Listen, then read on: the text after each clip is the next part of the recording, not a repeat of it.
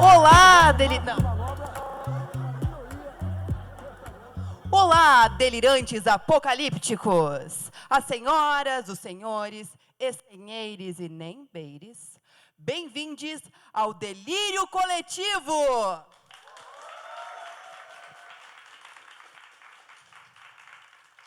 Mais um capítulo do colapso inevitável. Hoje, nós mergulhamos no caos mental.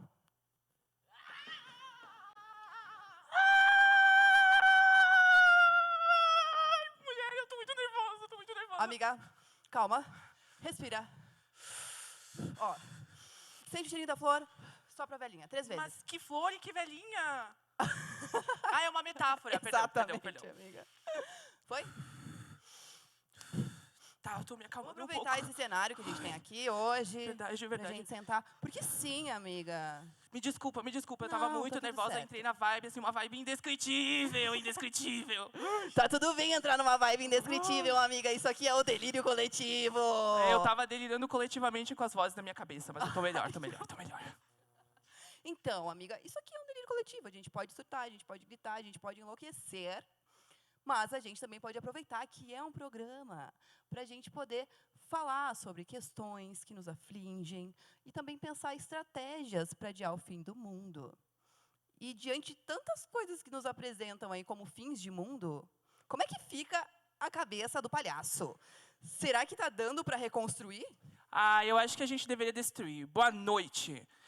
Eu sou do time Naomi Boom. E eu tô aqui pra recrutar para o time Destruição.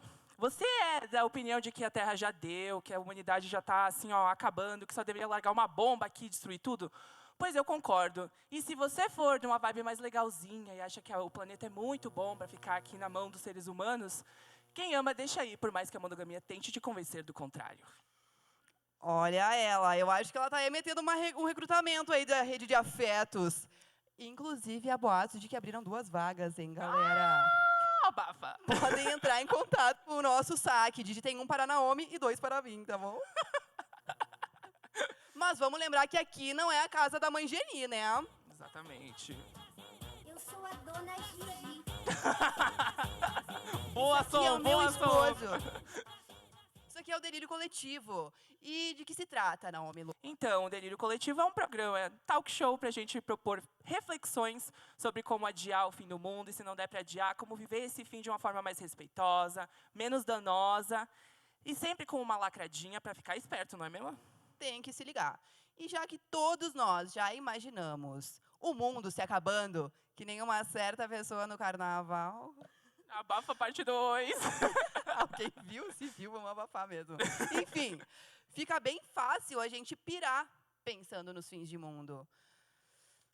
Pois é, né? Eu acho que, tipo assim, o mundo acabou em 2012 e eu, como porta-voz do Apocalipse, sobrei aqui com os inimigos do fim, noias do after, fritando nesse delírio coletivo, não é mesmo? Tipo uma histeria em massa? Isso mesmo, mas teria bem massa, sabe? Ou se sei, amiga. E no contexto que a gente tem vivido hoje, o terreno está bem preparadinho para rolar uns delírios coletivos. Inclusive com um adubo que a gente tem, que são guerras, incerteza econômica, desigualdade social e merda que sai da boca de bilionário, né? Exatamente, né? Um líder carismático extremamente polarizante, um ricaço vendendo uma realidade inatingível, mas que parece acessível para ti, bobinho. E esses ricos têm uma postura que anda lado a lado com rumores extremamente bem fundamentados, né? Faz o M, ou melhor, faz o X. Ou que faz a saudação romana, né? Faz o passinho do romano. Prefiro os cria, sim, faz o passinho do romano. E assim, né, gente, somado ao surgimento dessas figuras, ou talvez o retorno delas, a gente tem também grupos que se aliam e que adoram o que essas lideranças representam. Eu não sei se as pessoas estão mais vulneráveis ou se elas estão ficando mais à vontade, na real. Ai, amiga, com todo respeito, quem somos nós para julgar, né? Mas a gente vai juntando tudo isso numa bolota de paranoias e vai adicionando postagens, vídeos e tudo que há de fake. Esses foram ingredientes perfeitos para criar a histeria coletiva. Mas os meios de comunicação propositalmente acrescentaram um ingrediente extra nessa mistura. O elemento X. Inteligência artificial. Pode ser também, amiga. Só que assim, né? Ao invés da inteligência, junto com a inteligência artificial, a gente tá com uma burrice bem natural, né, acontecendo, assim. E aí junta os tio, as tia, militante, latinidade, lesbiandade, gays, trans, travesti, transcultural, marginal. Todo mundo desesperado nas redes sociais, nas mídias digitais, amplificando e contagiando mais gente ainda com um monte de baboseira. Haja estrutura para tanto pipipi popopó, não é mesmo? E, amiga, eu acho que a gente precisa de uns exemplos, né? Mas é claro! Eu acho que agora tu vai ter que me acompanhar aqui para o meu cenário. Seja bem-vinda, tu que nunca veio para cá, né? É verdade. Agora nós vamos abusar das nossas duas entidades que temos aqui no programa. O oráculo apocalíptico que está aqui do nosso lado vai nos prover fichas de sintomas de histeria coletiva, psicose coletiva, que a nossa criatura caótica vai interpretar pra gente. Vou pegar aqui o nosso Com certeza. baú do oráculo apocalíptico. Tá a postos ali, ó. Calma que essa impaciência é psicose coletiva, tá? Vou pôr aqui em cima da nossa tela LCD. Tá bem. E aí, posso começar, então? Por Já que favor, eu amiga, sou de por visita favor. nessa casa hoje. Ó, seja bem-vinda. Ai, obrigada. Sinta-se à vontade. Então tá, vamos ver o primeiro elemento de psicose coletiva que nós temos para a nossa criatura caótica. Achar que consegue ler a mente das pessoas.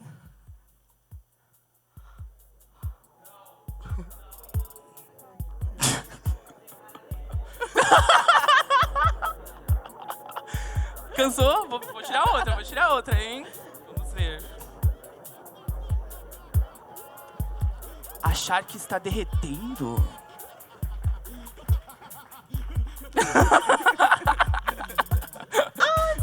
Diva! Sentiu o sabor, vamos mais duas só para tirar o gosto? Vamos lá. Acho que tem uma aqui.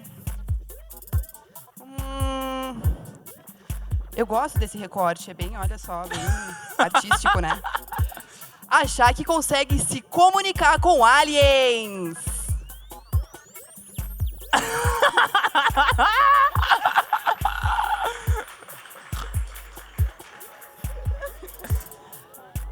Ai, por favor. E a última. Ai, eu queria tanto tirar essa. Achar que é a Narcisa em Mania. Ai, que delícia! Pras gays! Pras gays!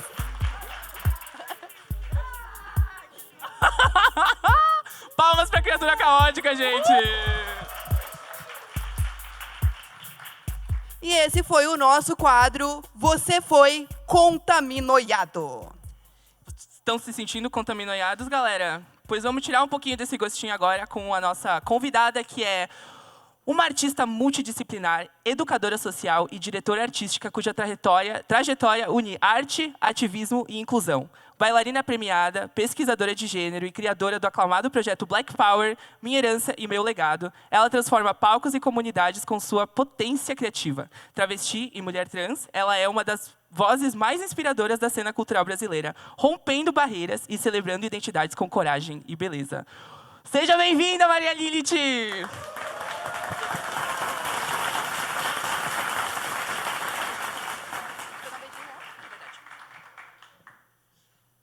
Boa noite, que bela está! Não tá? Deixa eu só ver pra ti.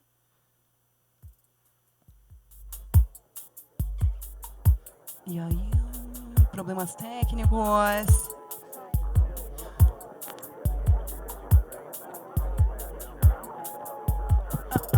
Foi. Boa noite. Boa noite! Boa Bem-vindo noite, sempre pra seja gente dar um bem-vinda. beijinhos. Ah, é verdade, vai pra lá. Beijinho, beijinho. Mua. Eu perdi o beijo. Ah, perdão, mais um então. Mua.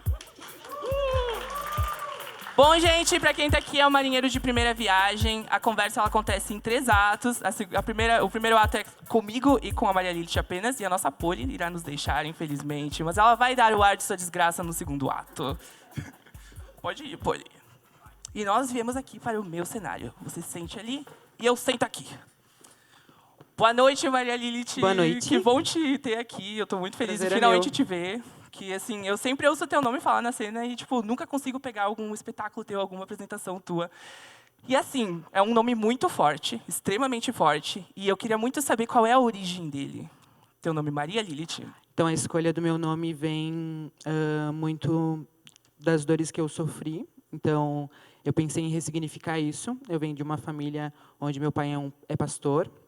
E, então, escolheu o nome Maria, dessa virgem, essa mulher recatada, essa primeira imagem também que a gente pensa, quando a gente pensa em mulher, o primeiro nome vem a essas Marias, né? Essas mulheres que são todas nós também. E aí vem Lilith, que é essa demônia, essa mãe dos demônios, né? E poder juntar essas duas identidades, essas duas forças opostas, me traz uma força interior também. Eu acho que é isso que fez com que eu escolhesse esse nome para poder me empoderar também e ressignificar, né? Nossa, eu acho um nome muito, muito forte. Tipo, não tem como tu ouvir esse nome e esquecer que ele existe, né? E acho que isso casa muito com a Minha tua... personalidade. Exatamente. Com o marco que tu deixa em todos os projetos que tu se apropria, né?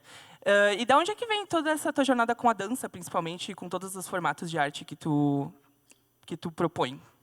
Eu iniciei nas artes dentro de um centro assistencial da Fundação de Assistência Social, com 10 anos. Com 13 anos, eu entrei num projeto social de uma escola particular de dança. E aí começou a minha carreira artística já profissional também. Então, há 16 anos eu trabalho com isso. E para poder dar continuidade e ter esse legado, né? Eu pensei com o meu esposo em construir um projeto social lá no bairro Planalto. A gente tem esse projeto há 13 anos. E também sou educadora social dentro de um centro assistencial, agora no bairro Planalto. Então, de certa forma, tudo que eu vivenciei na minha infância, as formas com que a arte me salvou, eu consigo ajudar outras pessoas, outras crianças hoje. Nossa, que incrível. Esse projeto que tu tem há 13 anos com o teu esposo, ele é o Black Power? Não, é o Projeto Impulso. É o Espaço Cultural Acácio Camargo, que leva o nome dele, e o Projeto Impulso, que há 13 anos a gente tem, que é um projeto de dança, né? A gente iniciou dando aulas de balé clássico, dança contemporânea, jazz. Hoje a gente tem aulas de teatro, de canto. E o projeto Black Power, Minha Herança, Meu Legado, é um projeto que eu desenvolvo dentro do Centro Assistencial Vitória, no bairro Planalto, onde eu iniciei como educadora social no ano passado. E aí comecei a desenvolver esse trabalho com eles, pensando no território, né? Em fortalecer esse território do bairro Planalto. Criamos esse espetáculo, onde a gente pensa em trazer a cultura afro-brasileira, a questão da sustentabilidade. São atividades que eles fazem lá dentro do projeto, comigo e também com outros educadores, né? A iniciativa é minha, mas tem muitos braços para que esse projeto aconteça. Incrível. E como é que é a tua experiência dentro desses meios mais, como é que eu posso dizer? Porque, assim, a maior parte das mulheres trans que têm emprego hoje em dia no Brasil, fora a prostituição, trabalham na noite, né? Porque é um espaço que, infelizmente, ele é mais tipo, aceitável para a gente, porque a gente está um pouquinho mais escondido. E, tipo, É onde nos colocam, né? Exatamente. É o espaço que sobra para a gente, porque a gente é expulsa dos espaços durante o dia a dia, à luz do sol.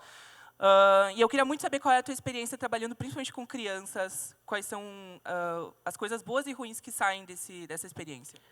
Então, como eu comecei a trabalhar com as crianças desde o início da minha formação, eu era aluna, mas também já era professora, já estava iniciando a minha formação como professora. Com 16 anos, eu já tinha o projeto social no bairro Planalto. Então, eles acompanharam também a minha transição, né? Foi uma coisa natural, assim, dentro desse espaço, né, da questão social. Mas, dentro dos espaços institucionais, eu acabei perdendo espaço. Então, com a minha transição, eu acabei tendo que ocupar outros lugares e indo para essa questão social que desde sempre me chamava, né? Então, por isso eu tenho esse espaço, tenho,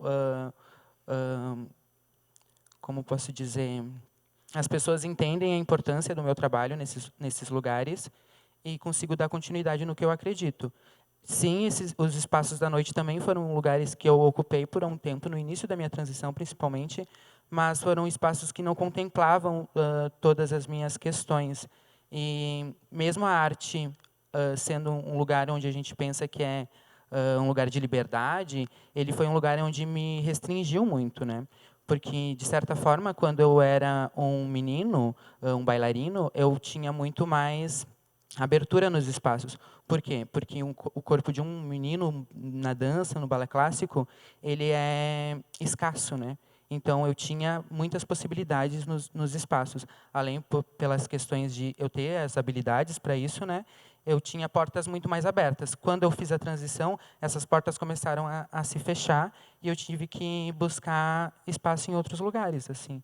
E a questão do social me acolheu também. Eu fui para esses lugares para, de certa forma, gerar uma transformação, mas esses espaços também me transformaram. Pelo que eu estou entendendo da tua trajetória, tu acabou indo por acidente, não só acidente, mas um resultado dessas portas fechadas pelo lado do social, certo? Sim. E tu acha que isso foi uma reação positiva que trouxe bons frutos para ti? Hoje eu consigo perceber que sim, mas durante o processo foi bem difícil. Eu me senti realmente excluída dos lugares que eu já ocupava, sabe? E como se todo o que eu já tinha construído, eu tive que deixar de lado. Por isso também foi um pouco duro assim a minha transição, por perder esses privilégios que eu já tinha, entende? Eu te entendo porque, assim, eu transicionei bem cedo, né? No meio da minha adolescência. Mas eu consegui ver claramente, porque eu venho de uma cidade pequena, os espaços que pessoas parecidas comigo e com as mesmas capacidades, tipo, os espaços que eles conseguiam ocupar, né? Que eram os espaços que eu poderia estar ocupando e eu não podia por causa da minha transição. Então, eu te entendo bastante, assim. Eu retardei muito a minha transição, né? Eu comecei, a transição. Quando as pessoas transicionaram, né, o olhar sobre mim foi quando eu tinha 24 anos. Mas desde a minha infância eu já tinha iniciado essa transição. Quando eu cheguei no espaço da dança, que quando a dança me acolheu, ela também começou a me podar, porque daí eu tendo esse espaço como menino, como bailarino, tinha que não ser eu tinha que ser em cena esse papel de um homem masculino, né? Então eu comecei a podar toda a minha transição e me adequar a esse espaço que estava me acolhendo por ser a única ferramenta que iria me salvar daquele contexto onde eu estava, sabe? Então eu me agarrei com todas as forças e dei uma pausa em mim até o momento que eu pude abrir mão de tudo isso e entender que eu já tinha construído a minha importância na dança, no meu meio, para mim poder ter essa liberdade e ser mais tranquila também a minha transição, sabe? E como é que tá a tua jornada com o balé hoje em dia? Ela continua? Tu tem esses desejos ainda de voltar a ingressar como bailarina? Ou tu tá atuando Não, eu ativamente? sou bailarina. Hoje eu trabalho mais com dança contemporânea, né? E com performance. E agora eu estou mais atrás do palco, né? Na formação mesmo, como coreógrafa, criando esses espetáculos para as crianças. Mas eu tenho esses trabalhos individuais também de performance, de dança contemporânea, que é o que também me dá esse ar, assim, de poder continuar construindo o que eu acredito em relação à dança, sabe?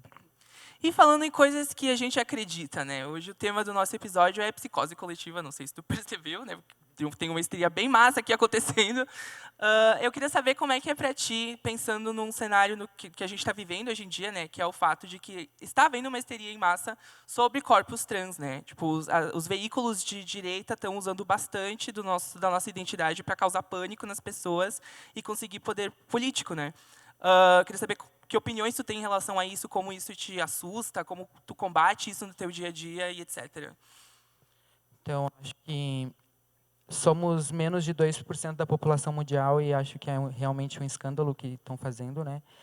Acho que os nossos corpos incomodam muito, por isso talvez que essas pessoas poderosas estejam com medo da gente, né? Ou queiram gerar esse medo em toda a sociedade. E o que eu faço para isso é realizar o que eu acredito dentro desses espaços que eu tenho poder de transformação. E as pessoas que eu impacto hoje, elas não elas são de todos esses lugares, né? Então, atendo crianças que são bolsonaristas, que têm esse pensamento de extrema direita, mas durante a relação pessoal comigo, essas famílias acabam mascarando esses próprios desejos delas, sabe? Porque quem vai cuidar da criança é a travesti. Quem vai secar a lágrima quando ela cair, se machucar, sou eu que vou dar o colo, entende? Então, de certa forma, eles entendem a importância do meu trabalho nesses lugares e acabam me respeitando. Mesmo que esses lugares hoje sejam muito pequenos, sejam poucos, sabe? Mas nesses pequenos lugares que eu estou, eu consigo ser respeitada hoje. Mas é uma grande batalha. Uma experiência E interessante. desculpa, mas Capaz? é uma experiência solitária também, né? Com Porque eu me certeza. sinto muito sozinha, assim. Porque eu não vejo no meu ambiente outras mulheres trans, outras travestis. Então, a gente se sente sozinha também nesses espaços, né? Eu consigo imaginar porque a gente está todas escondidas na noite, né? Mas eu tenho uma experiência também com o fato de que eu passei uma pequena parte da minha vida adulta morando de volta na minha cidade. E eu criei 2 primas minhas, que são crianças de um casal bolsonarista, né? E, tipo assim, eu via a presença deles na internet, compartilhando fake news à torto e direito, sobre, inclusive, pessoas trans. Mas essa transfobia nunca era direcionada a mim, sabe? Eles confiavam plenamente em elas serem criadas por mim. E eu acredito que seja isso que tu esteja passando também, né? Porque parece que eles separam a travesti monstro da travesti que está ali na tua frente, sabe? Na relação pessoal, isso não acontece tanto, né? É mais mascarado, tipo, eles se sentem poderosos ali atrás da tela, né? Eu acho que esse é o grande mal da nossa geração, o fato de que as pessoas elas entram na internet e acham que é terra de ninguém, e elas fazem um caos coletivo ali dentro, uma psicose coletiva, sem ter uma foto de perfil, sem ter o nome deles lá, porque daí eles se sentem poderosos em falar o que eles querem, né? Mas isso nunca aparece na nossa frente quando a gente está, principalmente, lidando com crianças, né? Desses casais. E como é que funciona, talvez, o local Porque, assim, eu também já dei aula para criança, e eu era uma mulher trans já, né? E, assim, eu durei 2 semanas nesse trabalho justamente por causa que o pai de uma dessas crianças disse que não queria o filho dele entrando em contato com, vou falar a palavra, traveco. E, nossa, foi muito doloroso para mim na época. Eu lembro que, na época, tipo, eu estava muito desesperada, precisando de um emprego, e eu saía na rua entregar currículo, e eu, tipo, ouvia as coisas mais horríveis de pessoas que eram contratantes, ouvia coisas horríveis de pessoas na rua. Então, tipo, esse é um espaço que completamente exclui pessoas trans. Tu não pode sair na rua durante o dia se tu é uma pessoa trans. Tu vai, no mínimo, receber 1000 olhares, tipo, tortos, assim. E eu fico imaginando como é que deve ser para ti com essa questão justamente de, tipo, diretoras ou de outros professores, colegas. Se é um lugar que te acolhe ou que te exclui. E tu tem que, talvez, lutar contra isso. Os espaços que não me acolhiam, eu saí desses espaços, né? Esses espaços dolorosos, assim. Porque hoje eu sinto que existem espaços que me acolhem, então eu prefiro ficar nesses lugares. Mas sim, já tive que passar por situações bem difíceis, assim. As mães, elas têm um olhar muito carinhoso comigo, assim. Elas entendem que eu não vou transformar nenhuma daquelas crianças em travestis ou mudar a identidade delas. Me sinto respeitada, não passei por nenhuma situação tão difícil assim, até porque o espaço o cultural onde eu dou as aulas lá no Planalto, um deles é meu projeto, então as pessoas que não gostarem de estar ali, elas já entendem desde o primeiro momento que é uma travesti e um homem gay que dá aula de balé clássico, de dança contemporânea, que atende crianças de 3 até 20 e poucos anos, sabe? Então elas sabem onde elas estão se metendo, onde elas estão entrando, e as pessoas que não se adaptam, elas caem fora, sabe? E no lugar institucional, que é o centro assistencial, eu fui acolhida desde o primeiro momento, assim, porque como eu já trabalho naquele território, elas já entendiam toda a transformação que eu já tinha gerado naquele espaço. Então, não foi aquela primeira impressão, foi toda aquela transformação que eu já tinha gerado, e não a minha imagem, sabe? Então, de certa forma, eu fui acolhida desde o primeiro momento. Fico muito feliz de ouvir isso, né? Porque é sempre uma preocupação ver corpos trans em locais que são tão transformadores, né? Para uma pessoa trans estar, porque são locais que não... A gente geralmente não vê outras travestis, né? Que nem tu falou que é uma profissão extremamente solitária, porque tu não vê outros corpos trans na tua junto contigo ali, né, no corre. Eu também trabalho em escolas particulares de dança, né? E é um recorte bem diferente mesmo, mas as crianças não têm esse preconceito de primeiro contato, sabe? É mais na educação do que elas aprendem em casa e de como elas reforçam o que elas aprendem, né? E mesmo sendo um ambiente particular, que elas têm outras vivências, outro recorte social, elas me respeitam muito, assim. Eu fico muito feliz. É incrível, eu ia perguntar exatamente agora como é que era a relação tua com as crianças em específico, se tem histórias bonitas para contar. Não sei se talvez tu atende pessoas que tu sabe que vão se tornar LGBT, e como é isso para ti? Sim, eu tenho alunos que têm 5, 6 anos, que já são crianças gays, meninos gays. Os pais apoiam isso, né? Tem dois irmãos gêmeos lá no nosso projeto que são meninos gays de 6 anos, e a mãe super apoia eles e entende também a importância de ter um professor gay ali dentro da sala e uma professora travesti, dando esse suporte, não podando essas crianças, sabe, deixando elas serem quem elas são realmente. E como eu estou há 13 anos com esse projeto, tem crianças que estão comigo lá desde os 6 anos, que hoje já têm 20 anos, 18 anos, Meu sabe? Deus! Então, elas acompanharam muito. Eu acompanhei também toda a transição, a carreira delas, né? Porque hoje já são bailarinas profissionais também. Então, é uma rede bem familiar, assim, bem acolhedora. E eu queria saber também como é que é o teu processo para estudar o que tu vai passar criativamente através da dança para essas crianças, quais são tuas referências, de onde é que tu tira tuas inspirações? Eu acho que muito das minhas vivências, né, de tudo que eu já tive, já passei assim, mas também eu penso muito nesse território, então de reforçar as coisas boas que tem nesse lugar, né? Então ali é um lugar que tem muitas pessoas negras, tem um recorte social quase que miserável mesmo, né?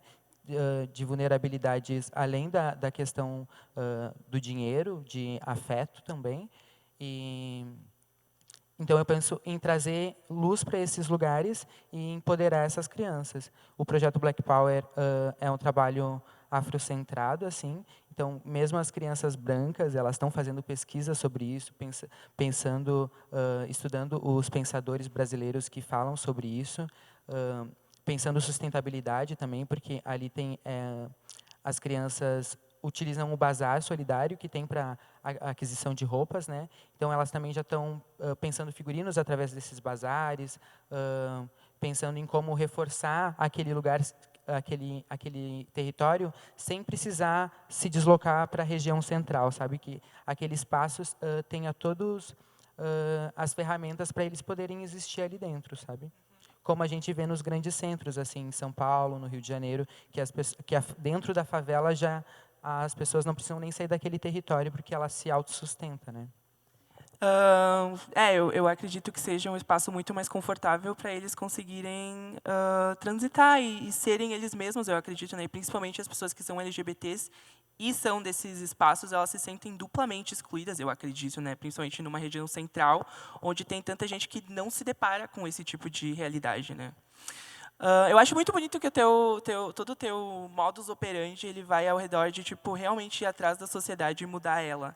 Então, eu queria saber se tu se considera uma pessoa esperançosa quanto ao cenário político e social que a gente vive hoje em dia.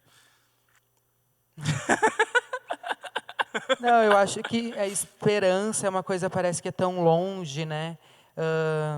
Mas eu acho que é uma coisa do dia a dia, assim, que a gente tem que continuar fazendo. Não dá para parar de fazer, porque senão as coisas pioram.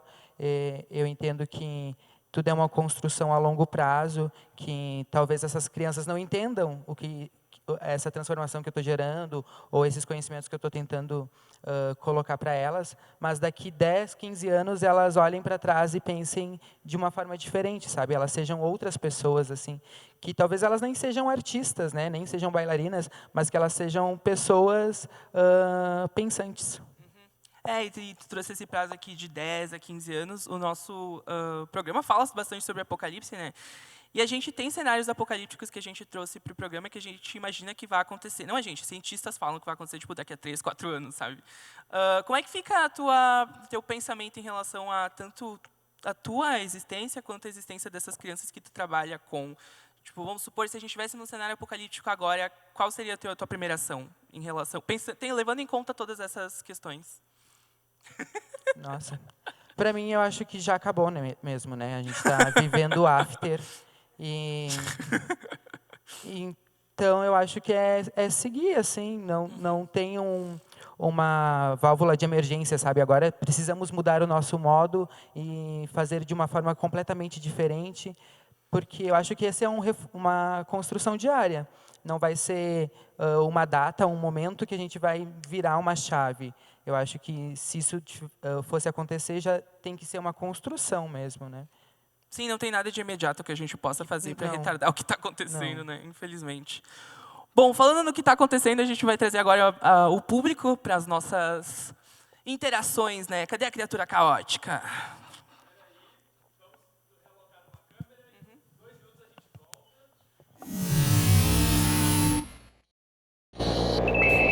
Gustavo?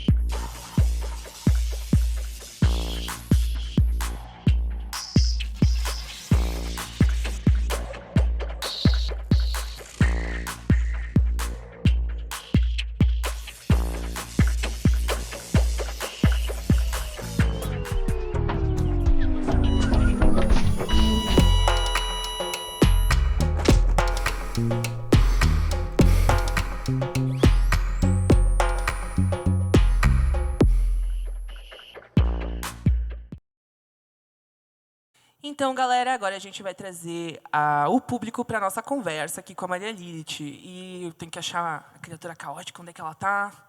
Tá ali. Ufa! Me conta, com quem tu tá, criatura caótica?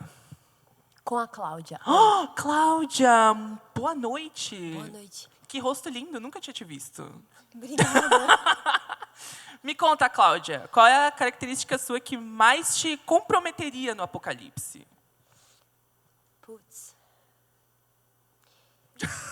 Essa indecisão. Não ia saber como ajudar as pessoas porque não ia conseguir decidir Ai, nada. O que a gente faz? Isso aí. Talvez. Nossa senhora, e qual que tu acha que seria que te salvaria do apocalipse? A proatividade. Não sei fazer bem, mas a gente vai fazer. Dali. Parado ninguém vai ficar, então. A gente vai dar um jeito. Perfeito. Acho que E qual sim. que é o apocalipse que mais te amedronta? A indecisão ali. Poxa, gurias, o que me amedronta, eu acho que esse é um apocalipse que me amedronta, esse da psicose coletiva, porque ele é muito próximo de nós, ele meio que está acontecendo, né? Porque Sempre ele já aconteceu, na verdade. Pois é, ele já está causando danos e mostrando cenários, ele já acontece, sabe? Então, tipo, saber que essas pequenas coisas que são grandes, tomam uma proporção maior ainda, me deixa com medo, porque de grupos mandando mensagens falsas, mentirosas em WhatsApp que geram problemas gigantes. Eu tenho medo disso e isso já é real. Então, tenho medo de que piore ainda mais. Jesus, hein, gente? Que vibe indescritível mesmo. Mas muito obrigada, Cláudia. Com quem mais tu tá aí, criatura caótica? Com Roberta. Boa noite, Roberta. Boa que voz noite. linda. Obrigada. Me conta, tu seria uma pessoa coletiva ou individualista no apocalipse? Tu acha que tu seria mais good vibes ou seria do meu team destruição? Destruição. Por que em específico? Elabore. Eu acho que a gente vai precisar bastante usar da nossa força para nos defender e defender aqueles que a gente vai abraçar e trazer para o nosso coletivo ali, porque vai ser bem complicado a questão de defender os nossos e aqueles que querem acabar com a gente. E quem entraria pro teu coletivo, então? Como? Quem entraria pro teu coletivo? Eu traria as pessoas que são mais próximas a mim e correria atrás das pessoas que eu amo e que sei que me apoiariam e que eu conseguiria ajudar elas. Bom, então agora tu tá no meu time destruição. Muito obrigada, Roberta. Com quem mais tu tá aí, criatura caótica? Boa noite, sou Giovanni Ferronato. Ele trouxe o nome completo. Alguém quiser o currículo. Desculpa, esse ocioso. E eu nem escutei, é Giovanni? Ferronato. Ferronato. Perfeito, Giovanni Ferronato. Me conta qual seria o teu ponto forte para somar no coletivo da Roberta. Eu acho que a nossa proximidade, assim, tipo, eu defenderia muito ela. A gente é irmãos. Mas acho que a raiva interna que eu tenho há muito tempo, tenho vontade de liberar ela, destruindo tudo que vier na frente. Eu me identifico tanto com essa resposta. Que a gente se segura muito, muito pra não surtar, pra não mostrar que é um louco. Eu nunca briguei com ninguém na minha vida fisicamente. não. Mas assim, ó, já chegou no quase tantas vezes que quanto mais... Toda vez que chega no quase de novo, eu penso, meu Deus, se eu encosto em alguém, eu mato essa pessoa agora. É assim que a gente percebe que a gente ainda tem autocontrole. Exatamente, mas assim, por que eu vou ter autocontrole em descontar minha raiva em alguém que merece? Eu deveria ter autocontrole em outras coisas. E a última pergunta, me conta o seguinte. Tu daria o fim com as tuas próprias mãos em alguém ali no fim do mundo, já que não existe mais jeito das pessoas sobreviverem? Se tu encontrasse assim uma pessoa, e se tu puder falar quem é? Com nome e sobrenome, Giovanni Ferronato? Tem sim, provavelmente muitas pessoas pessoais sim, mas inelegíveis também. Inelegível Que, e assim, inominável. com gosto seria, pra não nomear, pra não trazer uma bad tão vibe, mas e eu acho que eu faria isso mais pra defender quem eu amo. Que é a nossa Robertinha, né? Isso. Ó, lindo isso. Já temos um duo aqui, ó. Muito obrigada, galera. Obrigada, criatura caótica.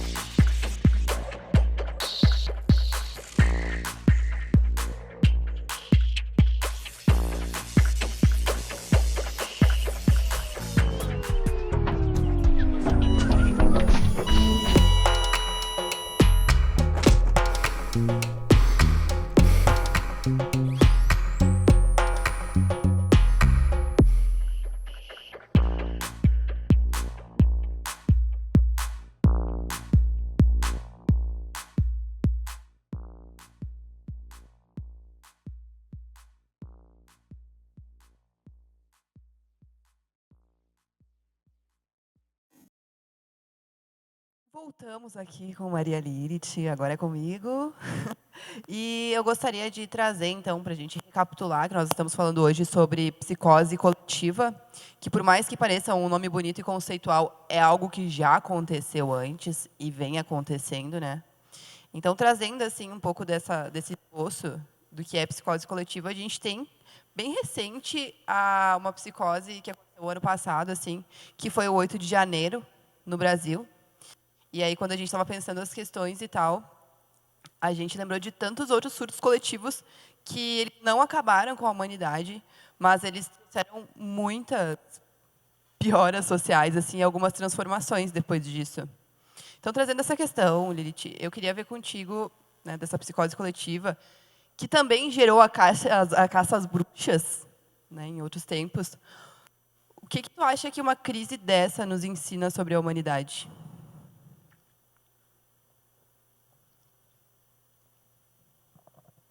Eu acho que nos ensina que temos que ser quem somos. Ah, eu sou bruxa, né? Tu falou das caças bruxas, eu me identifiquei e acho que nos ensina que esse espaço e esses conceitos. Eu tava em Gramado fazendo um espetáculo no dia 8 e estava lanchando na rodoviária e comecei a assistir isso pela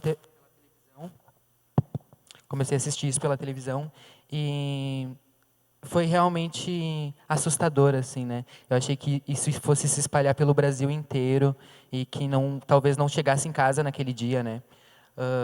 E depois tudo que reverberou durante aquele ano, né, do ano passado, faz a gente reforça que não podemos deixar as nossas lutas, né? Precisamos reforçar cada vez mais a nossa existência e entender que precisamos ocupar esses espaços, porque senão ele será invadido, né? Como foi. Eu sinto muito que esse movimento ele é muito contra a vida, né? E compartilhando profissão contigo, assim, da educação social, eu percebo que cada vez que a gente está com as crianças e os adolescentes, eles fazem muito um movimento de vida que é muito deles, né? Algo muito automático, assim. E a gente percebe essas nuances sociais que eles trazem de casa, que já vem com um baita peso destrutivo, assim. Comentando isso, eu comecei um projeto novo com os meus alunos que chama Superautor. Eles têm que criar um livro autoral, desde as ilustrações até a história que eles vão contar. E a gente começou a rascunhar isso há 2 semanas. E as histórias que vêm são assustadoras. Assim. Para crianças de 10 anos, falar sobre violências tão intensas, acho que a gente acaba matando a infância mesmo. Né? São crianças que já não têm mais aquele estereótipo da imaginação, da fantasia, e sim de uma realidade cruel, dura, e eles trazem isso de forma artística, né? Expressam isso, e aí são as únicas ferramentas que eles têm, na verdade, para se expressar, né? É esse recorte do que eles assistem na TV, do que eles vivenciam dentro do território, dentro das famílias, e isso é preocupante, né? Exato. Eu lembro que eu assisti um documentário que tu fez parte. Tu consegue me resgatar qual era o nome do doc que foi dirigido pela Mica, a nossa... Do Lab Mais. Isso. Tu lembra o nome do doc? O nome Corpus. não. Corpus. E ali eu me identifiquei muito contigo porque tu contou a história, né, da tua família ali, do trabalho que eles executam, né, que é um trabalho que é invisibilizado socialmente, por mais que seja extremamente... Executavam na época, que eu lembro que tu comentou que era catar o material, os resíduos que não eram orgânicos, enfim, né, para reciclagem. E isso eu acho que já destaca muito, assim. A gente entrevista as pessoas na rua, eu queria muito entrevistar os catadores, porque eles acompanham muitas coisas. Mas eu sinto que é um serviço que está sendo feito, que as pessoas não enxergam, mas a gente que se cria nesse meio, e aí eu identifico bastante a minha infância com a tua, nesse episódio ali que tu comenta, assim, sobre a tua infância, a gente vendo as coisas de baixo, assim, né, nesse nível hierárquico, assim, mas praticamente do que as pessoas consideram lixo, no senso comum, eu, sinceramente, senti que era naturalizada a violência, onde eu me criei, ao mesmo tempo em que as coisas bonitas ficavam mais evidentes, porque elas não faziam parte da minha vivência, sabe? E, com base nisso, eu queria te perguntar se tu acha que essas psicoses coletivas, que também enquadram a ignorância das outras vidas que se consideram abaixo, essa psicose coletiva ela é consequência do colapso social ou ela também é uma estratégia de controle, no teu ponto de vista? Eu acho que é uma estratégia de controle mesmo. Quando tu fala isso, me vem o recorte da ostentação, né? Que aí as crianças, eu trabalho com crianças, então eu vejo que eles tentam ser esses artistas, esses MCs, essas referências de pessoas que estão vivendo essas vidas ilusórias, né, que é o que aparece ali na mídia, e elas tentam replicar isso dentro das suas famílias, né? Então, eu não vou comprar o alimento, mas eu vou dar um jeito de comprar aquele tênis. Eu vou deixar de fazer um curso, mas eu vou ter aquela camiseta, aquela prata, aquele boné. Então, acho que de certa forma, existe também um hackeamento, né, que é o fast food, como é que fala? O fast fashion, né, que é pegar essas marcas, essas grandes marcas e roubá-las de certa forma e conseguir ocupar esses territórios que elas não estariam normalmente.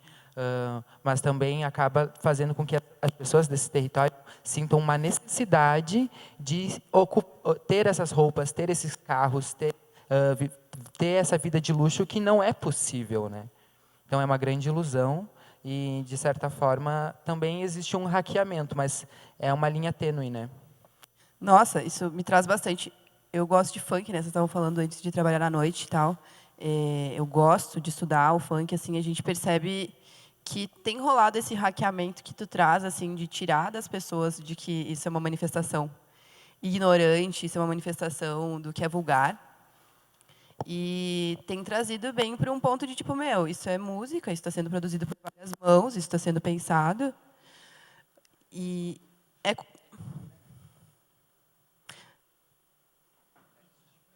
Corta para o meme. Você quer me calar? Aí, dá para fazer um beatbox agora. Esqueci. Você estava falando do fast fashion e dessa questão do hackeamento, e eu comentei que existem pessoas que estão se apropriando agora da história que a gente construiu e que sempre foi subjugada. Sim, eu ia falar que isso é a cultura, né? Então, acho que a cultura desses territórios ela está começando a ser visibilizada e, de certa forma, a gente rouba essas coisas que são validadas e ressignifica elas, né? Então, acho que, sim, tem muito poder dentro da favela, tem muito poder no funk, tem muito poder dentro dos movimentos afro-brasileiros. E a gente tem que começar a dar mais voz e mais visibilidade para essa cultura, né? Eu boto fé. Pensando nisso, quando eu era educadora social, fiquei 10 anos trabalhando com educação social, assim, e eu me via muito num lugar de tipo, meu, isso não aconteceu para mim quando eu era pequena. Me comove muito tu falar que tu é fruto de um projeto social, porque eu ficava muito tipo, caramba, se tivesse onde eu me criei, talvez as coisas pudessem ter sido diferentes, talvez tivesse outros horizontes ainda na adolescência, né? Por mais que tive o grato prazer de cair na cultura, assim, cair não, né? Me botei, que a gente também tem que se enfiar. E a gente percebe que isso vai muito contra o adoecimento mental de quem a gente está trabalhando. A gente percebe que está fortalecendo a sanidade mental das pessoas, está trabalhando com cultura, está trazendo outras perspectivas de vida. Outras perspectivas, assim, de vida. De nada, edição. E aí, como é que tu acha que a gente pode manter a sanidade numa sociedade que oferece despejo, oferece fome, essa violência estatal que existe, que nos adoece? Como é que a gente pode fortalecer? Oi, tudo bom? Posso falar? Posso falar? Pode, né? Como é que a gente pode manter a sanidade no meio desse cenário bizarro que a gente é posto dentro, sabe? Eu acho que com arte, né? Eu acho que a arte salva, a arte cura, e ela me salvou. Por isso também eu tento ser um reflexo, né? E como tu falou que tu não viveu não teve essas vivências sendo educadora, eu sinto essa necessidade de estar dentro desse espaço e parece que eu entendo mais do que os meus colegas, né, o que essas crianças passam, assim, porque também tem uma romantização, né, estamos dando um centro assistencial para essas crianças e elas estão fazendo atividades, elas têm a possibilidade de mudar de vida, de pensar diferente, mas elas ficam ali um período curto de tempo. Quando elas voltam para casa, toda aquela construção que a gente fez com aquelas crianças, ela se deságua num final de semana com a família, sabe? Então, é um passo de formiguinha, assim. Mas a gente não pode parar de fazer também, porque se a gente para, transformação nenhuma acontece. E eu sinto que a questão da romantização, né? Eu percebo que quando eu estou dentro da sala de aula, algumas falas são problemáticas assim do órgão superior, né? De que essas crianças precisam ser gratas por esse espaço e que elas têm que entender que aquilo vai gerar transformação na vida delas, que elas têm que se agarrar muito àquilo, mas a gente consegue entender que elas são vulneráveis, que elas não têm amor, que elas não sabem receber amor, que elas não sabem aceitar um abraço, um carinho, que elas não vivem isso durante a semana delas, dentro da família, dentro das redes de apoio. Então, acho que é mais a gente mudar a nossa visão sobre quem a gente está acolhendo do que tentar empurrar a goela abaixo uma pílula de transformação, sabe? Boto fé, bem sério isso. Vindo para esse lado da criação, assim, quando tu cria, quando tu está desenvolvendo o teu trabalho artístico, isso seja com as crianças, mas eu acho que também no palco, principalmente, que eu já te vi em atuação, e é realmente uma coisa que deixa a gente sem ar, assim, né? Então, quando tu cria, tu consegue pegar a realidade, essa realidade bizarra que a gente está falando, e distorcer ela, ou tu cria outra realidade possível? Eu sou egoísta. Eu sou uma artista bem egoísta, porque eu falo através da minha lente mesmo, assim. Então, sim, existem filósofos, existem pensadores, mas eu primeiramente me apego à minha realidade, às minhas vivências, e através disso tento expressar o que eu acredito, né? Então, acho que não é uma coisa muito que vem de fora, é uma coisa que vem de dentro. Talvez por isso que tu sinta essa intensidade na minha arte, né, na minha performance, porque é uma coisa interna mesmo, é um borbulho interno que explode no que eu faço. Então, é muito das minhas vivências, as coisas que estão me pegando naquele momento, e eu tento expressar. Normalmente são dores, né, são coisas que eu não consigo falar, que eu não consigo resolver na minha vida pessoal, e que ela acaba reverberando para o que eu faço como arte. Foda. E tu sente que a tua arte tem um papel político? Sim, eu acho que meu corpo é político, mesmo eu não querendo dar uma mensagem política, o meu corpo chega antes da minha fala, né?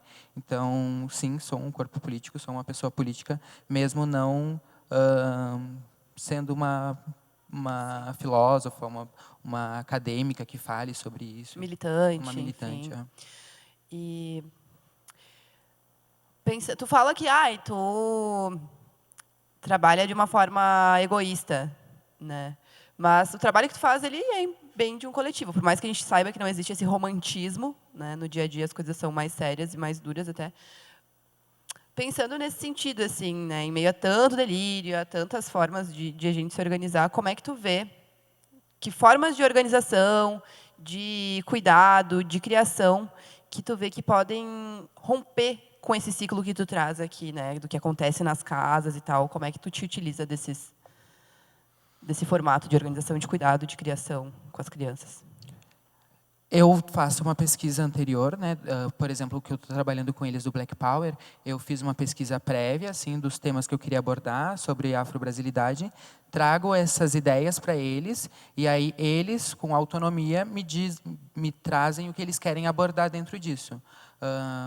No carnaval, né, ficou em alta a questão da personagem da Chica Manicongo, e eu trouxe isso para a sala de aula, né, com que eles conhecessem a história dela, e reverberou de forma muito interessante, assim, eles conhecerem a história dessa personagem, né, dessa personalidade, e eu acho que é uma coisa, eu dou algumas ferramentas e eles vão trazendo também. Não é uma coisa muito impositiva, sabe? Eu não tenho um produto pronto que eu vou lá e vou coreografar, vou passar tudo, a obra pré-pronta, assim. Eu acho que eu vou construindo junto com o coletivo, junto com os alunos, junto com os usuários, né, que a gente chama dentro do... Pode crer. Quando tudo parece que está desabando lá fora, que a gente vê todos os dias, como é que tu reconhece o que é real dentro de ti? Olhando para dentro de mim e tentando olhar menos para o que está acontecendo na mídia, no sentido de, não é que tu tenta se isolar disso, né, mas de tentar pensar, voltar para os seus princípios mesmo, assim, o que eu acredito, como que eu posso dar continuidade nisso sem me perder no que eu acredito, né, porque é muito fácil a gente se perder, né, todos os dias. Então, é uma batalha diária de olhar para si, pegar na sua ancestralidade, nas pessoas que vieram antes de mim, nas minhas redes de apoio, assim, para fazer o que eu faço, sem medo também, né. Boto fé. O que tu acha que a arte ela pode fazer quando esse delírio de fim de mundo compartilhado, essa coisa da destruição, essas vozes que a gente escuta o dia inteiro, não tem mais jeito, não tem mais o que fazer. A gente está aqui porque a gente acha que ainda tem o que fazer, né? A gente tá, por mais que seja pouca coisa, passo de formiguinha. E o que a arte ela pode fazer quando esse delírio de fim de mundo ele está sendo compartilhado? Eu acho que a arte é um grande delírio, né? E eu acho que esse delírio, na verdade, ele pode nos dar sustância, assim, para seguir. Eu acho que, na verdade, a sanidade é um problema diário, assim, porque a gente tem que tomar 3 gotinhas de manhã, 3 de tarde, 3 de noite e seguir sendo pessoas normais dentro de um sistema bem normativo, e a loucura é o estranho. Então, eu quero ficar mais louca, mais fora de mim, mais, sabe, no sentido fora de me perder para poder me encontrar, sabe? Eu acho que essa questão da sanidade de estou bem, está tudo bem, está tudo bem, está tudo ótimo, eu tô querendo ficar longe um pouco disso, sabe? Vamos trazer essa psicose aí para a galera que está nos acompanhando, então, convidar o pessoal para a nossa loucura. Fica à vontade, inclusive, se quiser fazer perguntas. Ai, obrigada.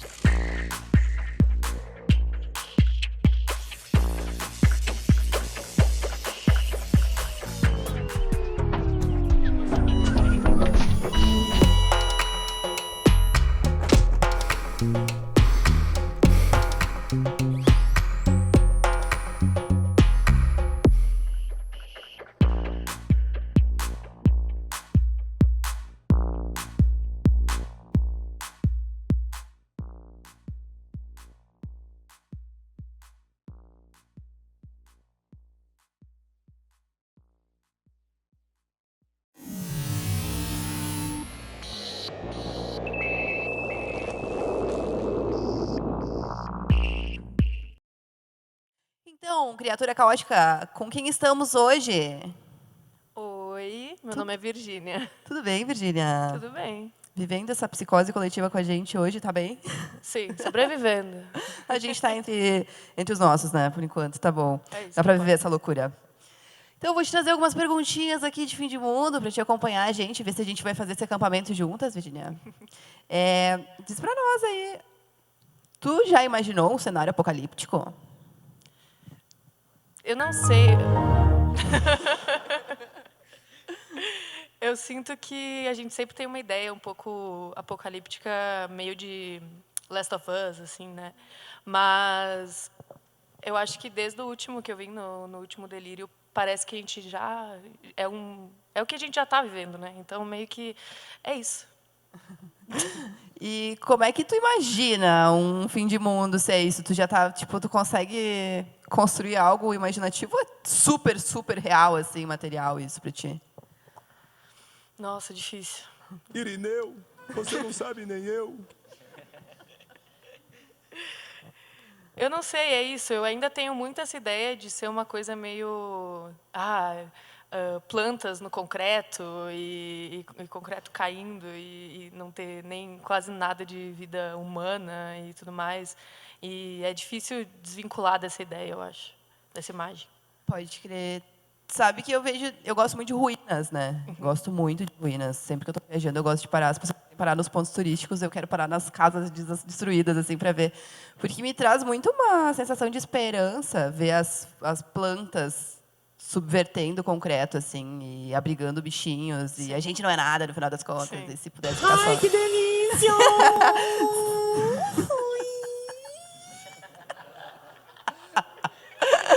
Seria uma delícia se pudesse ficar só os animaizinhos e as plantinhas, mas a gente está aqui, né? Então a gente também quer viver.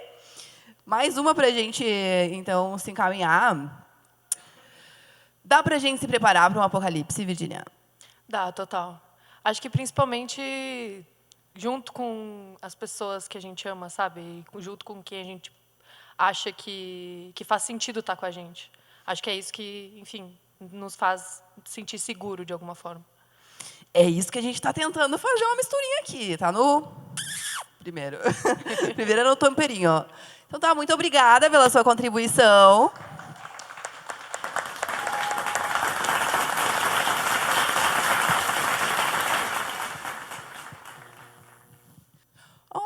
Então. Tô falando aqui no ponto com a direção. Ó. E aí, Lilith, qual que seria o teu fim de mundo? O que eu gostaria? Pode ser o que tu gostaria. O que eu gostaria seria chuva de meteoros. Olha, o que tu faria no dia, assim? Eu acho que eu iria para fora para ver os meteoros cair e tal.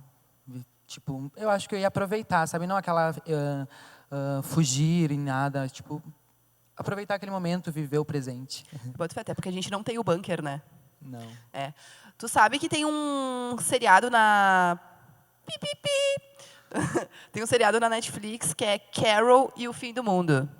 Tu chegou a ver? Não. Que é um meteoro que ele está caindo há 8 meses.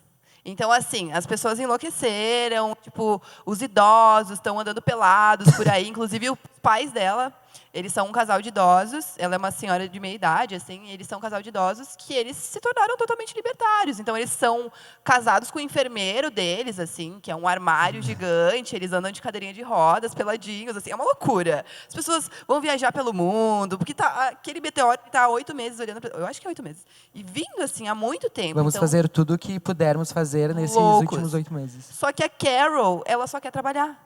Ela só quer seguir a vida dela até o fim do mundo. Tipo, ela não tem o que fazer, assim. Então, é bem interessante, tá? Fica aí uma dica cultural para vocês, se puderem ver. Carol e o Fim do Mundo não é uma personagem, ela só quer viver a vida dela até o fim dos quer trabalhar. dias. Hã? Só quer trabalhar. Ela só quer trabalhar e ver esse meteoro cair quando ele tiver que cair, sabe? Não enlouqueceu, assim. Sem É bem ansiedade, interessante. né? Aham. Eu ainda quero ver os ventos solares acontecendo, assim, é o meu fim de mundo. Eu sei que não vai acabar, mas eu gostaria de ver as internets caindo, assim, os bunkers sem abrir, sabe? As pessoas sem conseguir usar essas tecnologias que beneficiam elas demais, assim. Bom, e tu tomaria um vinhozinho daí, nesse final de mundo? Sim, com certeza, uma pizza, né? Nem que fosse caseira, né? Dá tempo. se ninguém quisesse fazer, se estivesse tão desesperado. E eu acho que é isso. A gente perguntar como tu enfrentaria essa situação, mas tu já falou, né, com essa pizza, assim. Uma companhia, talvez. Boa. Minha família, eu acho que sim. massa. Meu cachorrinho, meus gatinhos. Em Da hora. casa, no jardim, tomando um vinho, vendo os meteoros cair. Um bom cenário. Um belo cenário, sim. Até que alguém caia em cima de nós. Bum! Acabou, né?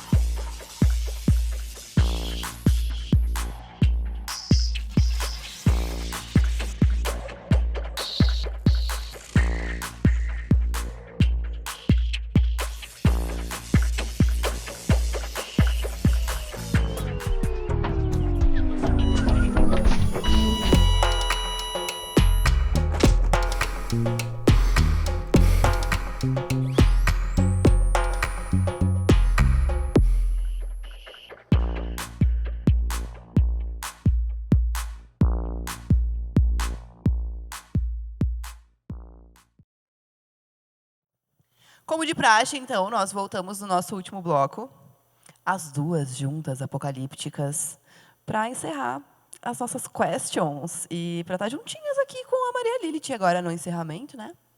Então, posso começar? A gente saiu do roteiro, vou te falar, assim, que foi bem massa a nossa conversa hoje, uma histeria bem massa, né, Naomi? Bem massa, bem massa. Então, eu queria saber contigo se, em algum momento da sua vida, Maria Lilith, você já te sentiu em um mini apocalipse pessoal? Em muitos momentos, na verdade. Eu sou uma pessoa muito intensa, então acho que todo dia eu passo por um apocalipse, assim. Eu tenho um transtorno de personalidade borderline. Então, minha vida é um grande apocalipse. Desculpa aí que eu também tenho. Eu me senti ouvida. Não, e falando sobre borderline, nós irmãs aqui, borderlindas, a gente ama de uma forma muito intensa, né? E, infelizmente, em tempos de fake news, né? Eu não sei se isso acontece contigo, mas tem muitas famílias que acabam tendo que lidar dentro da sua própria casa com os celulares infestados de fake news dos pais, dos avós, que, infelizmente, são vulneráveis a essas situações, né? Então, em tempos de fake news, como é que a gente ama essas pessoas? Como é que a gente abraça elas, acolhe elas e tenta caminhar com elas dentro desse cenário? Me fez lembrar de um momento em que a fake news que eu vivenciei, ela não estava na mídia social, ela estava no meu contexto, assim, que foi no início da minha transição. E aí eu estou com meu companheiro desde os meus 16 anos, né? Então ele acompanhou todo esse meu processo. Chegou um momento da transição que as pessoas começaram a dizer que ele não me amaria mais com a transição, né? Ele se identifica como um homem gay. Então, quando eu fizesse essa transição, ele não amaria essa mulher, né? E aí eu acreditei nessa fake, assim, tipo, mesmo conhecendo ele há muito tempo, eu achei que realmente isso fosse acontecer, que eu não seria mais amada. E mesmo ele dizendo não, a gente está junto, eu te amo a pessoa que tu é, não a pessoa que tu tá. Enfim, né, a tua transição não vai deslegitimar quem tu é, né, quem eu conheci. E isso trouxe um peso muito grande para mim, assim, né. Foi bem difícil, eu vivi o border, né, tipo, quis terminar muitas vezes o tempo todo gerando questões que não existiam, assim, tentando fugir daquele relacionamento por acreditar nessa fake que as pessoas tinham inventado e que eu achei que fosse real, assim, mas na verdade não era, né? Então acho que essas notícias elas invadem a nossas famílias, invadem as nossas vivências e a gente autoriza de certa forma elas serem verdade, né? Então eu acho que é isso, a gente tem que ter força para olhar para essas sutilezas e acreditar em quem realmente está do nosso lado o tempo todo, sabe? E não acreditar nessas bocas que falam mal da gente e que não entendem realmente o contexto daquilo, né? Eu acho que é um pouco disso, sabe? Um lacre, que pode ser incrível. Estou um pouco emocionado. Prossiga, por favor. Posso? Eu convivi com a Naomi um bom tempo, assim, falando de borderline. E eu geralmente convivo com pessoas que têm transtornos bem fortes e bem intensos, assim, desde pequena. Então, é algo que me mobiliza bastante por acompanhar o que é o sofrimento mental de várias pessoas que eu amei, assim. Não que eu esteja bem certinha, mas ainda não estou medicada. Só isso. Como é que é para ti, assim, diariamente? Quais são os teus, dentro desses apocalipses, assim, quais são os teus maiores desafios nesse apocalipse do os meus mental? maiores desafios é a disforia, né? Então, tem dias que é muito tranquilo ir para o meu ambiente de trabalho, porque é um lugar muito acolhedor. E aí eu não preciso performar uma feminilidade, né? Porque tem isso também de as pessoas entenderem, tu se identifica como mulher, então tu tem que performar essa feminilidade no máximo, né? Até porque tu tem que compensar todas as outras características masculinas que tu tem. Então, e tem dias que são, não, foda-se tudo isso e eu vou ser quem eu sou. E eu acho que esse é a grande questão para mim, sabe? Tem dias muito tranquilos, que eu consigo passar por cima disso e não foda-se esse apocalipse, mas tem dias que eu não consigo sair de casa sem passar 3 quilos de maquiagem na cara, sabe? E também tem essa questão que ela caminha, assim, acho que caminha junto, né, com a falta de sanidade mental que esse transtorno traz pra gente. Mas tu trouxe um ponto muito interessante antes na tua conversa com a Poli, que é assim, quem é que decide o que é essa sanidade mental para começo de história, né? Então, eu não me vejo como uma pessoa doente, né? Eu entendo esse transtorno como meu ser, como eu opero. Então, desde que eu recebi o diagnóstico, assim, foi libertador, na verdade, né? Porque eu entendi que toda criança que eu fui, o adulta que eu me tornei, tem a ver com essas características, assim, e que isso não é algo ruim, e sim são as minhas características, e eu consigo hoje lidar melhor com isso, assim, não me culpar pela minha intensidade. Porque falando sobre essa intensidade, tipo, de loucura mesmo, gente, tipo, de quebrar a casa inteira, de surtar, assim, não é tipo o bipolar, que ele vai ter altos de um mês, e daí no outro mês ele vai... Não, no mesmo dia eu acordei maravilhosa, deu meio-dia, já está tudo péssimo, e alguém me falou alguma coisa, eu já melhorei, e daí depois alguém me olhou diferente e já estou na fossa, sabe? Então, são nuances durante um dia, assim. Então, é bem difícil, mas hoje eu já consigo entender, não, é o meu processo. E pensando nesse sentido, que eu também penso dessa forma, assim, que eu recebi o diagnóstico, eu também consegui finalmente entender quem eu sou, porque eu faço as coisas que eu faço, e consegui entrar em paz até certo ponto. Foi uma caminhada de paz, assim, desde o meu diagnóstico até hoje em dia, de aceitar que eu sou essa pessoa, eu lido dessa forma, isso pode não funcionar para outras pessoas, mas funciona para mim, e é o jeito que eu me sinto confortável. E eu queria muito saber como é que isso reflete na tua arte. Como é que essa insanidade reflete na tua arte? Eu acho que, me vem a fala da Poli antes, né, dela perceber essa intensidade na minha movimentação. Não é algo que eu penso assim, tipo, eu quero ser dramática, eu quero ser intensa, eu quero explodir o mundo, sabe? Eu só sou assim, é a minha personalidade mesmo, e não é algo forçado. Então, como eu disse antes, que a minha arte não é algo de fora, é algo interno mesmo, eu vivencio, sabe? Eu só sou, só vivo, e isso vai reverberando. E tu tem alguma coisa dessas coisas que reverberam em ti que tu gostaria de trazer aqui para compartilhar com a gente? Sim, eu criei um textinho pensando nesse tema, né, do delírio coletivo. Eu gostaria de compartilhar com vocês. Posso? Por favor, o palco é teu.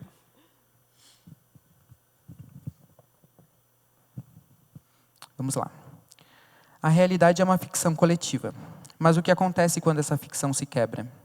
Quando tudo à nossa volta começa a derreter feito um espelho sob o calor do desespero. Sou Maria Lilith, atravesso os corpos com minha arte porque o mundo já não me oferece certezas, apenas distorções. Nesse episódio, eu não estou aqui para explicar a loucura, eu estou aqui para habitar o delírio com vocês, porque às vezes enlouquecer é a única forma de resistir. E transformar a queda em voo é um dom de quem dança no limite da sanidade. Quando confundimos um cacto com um namorado, talvez estejamos apenas sentindo falta de alguém que nos fira com doçura. Quando as vozes falam dentro da cabeça, talvez estejamos apenas dizendo verdades que o mundo tentou silenciar. A psicose coletiva é o reflexo de uma sociedade que performa normalidade, enquanto enterra suas dores. E é na arte que eu encontro a minha cura, o meu grito, a minha oração torta. Se a realidade falha, então que a nossa imaginação nos salve, que possamos inventar novas lógicas, novos afetos e novos corpos possíveis. Porque no fim, talvez só a loucura nos mostre o que é verdadeiramente humano. E se a psicose não for falha, mas uma linguagem? Uma outra forma de dizer, está doendo, me escutem, isso aqui não está certo. A mente racha onde o mundo já estava trincado. E nós, que sentimos demais, ouvimos antes, Vemos o invisível, pressentimos o colapso. Não é à toa que travestis enlouquecem aos olhos da norma, porque rasgamos o véu, reescrevemos a carne, inventamos corpos onde disseram que só havia erro. E se eu disser que a minha loucura também é minha sabedoria? Que minhas alucinações são mapas que desenhei com a alma? Eu já vi um altar no asfalto. Eu já vi uma criança com asa no pátio da escola. Eu já vi uma mulher com coroa feita de lâmina. E talvez nada disso tenha acontecido. Ou talvez tenha acontecido em mim. E isso basta. A psicose coletiva é uma epidemia de repressão. Mas minha arte é uma febre que liberta. Então, nesse episódio, eu não peço que me entendam. Eu peço apenas que me acompanhem. Que mergulhem comigo no caos com ternura. Porque onde todos gritam, às vezes, o sussurro é a revolução.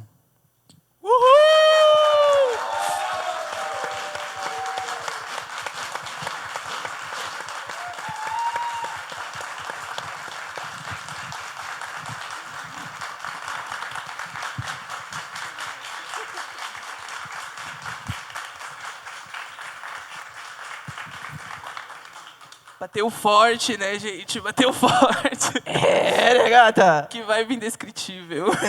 É. Principalmente quando a gente descobre que os namorados são cactos. Deixa eu encostar em ti. Tem que olhar pra câmera, não é mesmo? Sentiu daí? Pegou a visão? É isso aqui mesmo que a gente quer causar.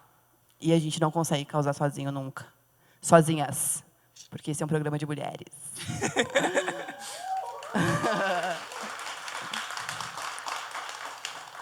Tô muito feliz por tu ter aceito esse convite. Por tu ter olhado com tanto carinho para esse programa e ter escrito essas palavras fortíssimas que vão compor esse registro da potência das mulheres trans e travestis que estão entre nós e que são mais do que a noite, muito mais do que essa noite vasta e escura, muito mais vastas do que esse infinito. E que bom poder estar compartilhando esse momento contigo hoje. Obrigada pela tua graça. Eu te admiro de muito, muito, muito, muito. Acho vocês duas maravilhosas. Que bom te ver te esbaldando em lágrimas, mulher. E é isso. Esse foi mais um Delírio Coletivo.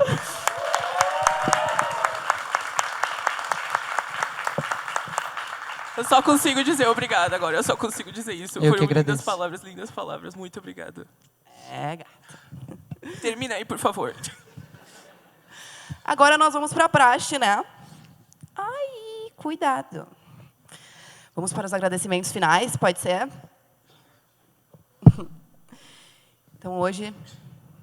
Vai ligar aqui? Foi. Fez-se a luz. Ai, queria que não tivesse feito pra não mostrar o meu olho borrado. Tá belíssima, amiga. Obrigada. É muito bom estar aqui contigo. Tu sabe É muito disso. bom estar aqui contigo também. Que bom. Te amo pra caralho. Foda. Ai, vamos voltar à praxe, né, gente? Fazer de conta. Vamos para os agradecimentos finais do Delírio Coletivo, que entre delírios e reflexões, nós estamos encerrando mais um capítulo dessa jornada insana e transformadora. Mas, como a gente já sabe, todo fim carrega um recomeço. E a arte é a prova viva disso. Nosso mais profundo agradecimento a todos que tornaram essa experiência possível. Aos nossos convidados que abriram suas histórias e perspectivas, trazendo debates urgentes e necessários.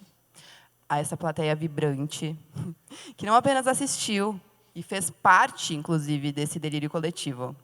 A equipe técnica e de produção, que tornou esse projeto realizado, né, realidade, superou vários desafios diários e tem criado um espaço de troca genuíno. Aos parceiros e apoiadores que acreditaram na força desse encontro e ajudaram a viabilizar ele. Esse projeto... Esse projeto é a realização do Ministério da Cultura e do Governo Federal, por meio do Plano Nacional de Política Aldir Blanc. Viva as políticas nacionais de cultura e públicas. Viva! Viva as políticas públicas!